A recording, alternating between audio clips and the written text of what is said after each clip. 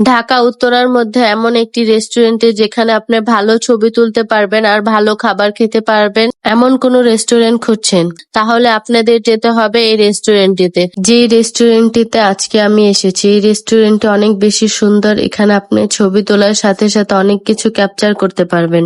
আজকে আমি যে রেস্টুরেন্টটিতে চলে এসেছি, এই রেস্টুরেন্টটির নাম হলো কোল্ড অ্যান্ড কফি রেস্টুরেন্ট। এর লোকেশন হলো উত্তরা হাউস বিল্ডিং।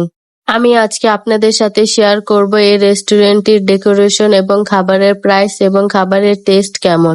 এই রেস্টুরেন্টটির ডেকোরেশন অনেক বেশি সুন্দর, আর এই রেস্টুরেন্টটিতে আমরা এসেছিলাম রাতের বেলা, তখন আরো বেশি সুন্দর লাগছিল।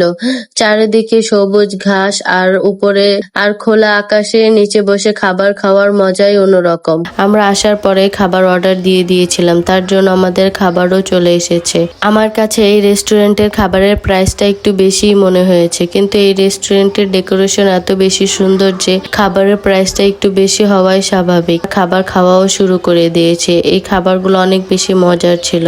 আমার বোনের ছেলেকে জিজ্ঞেস করছিলাম যে খাবারটা কেমন, ও বলছিল অনেক মজা।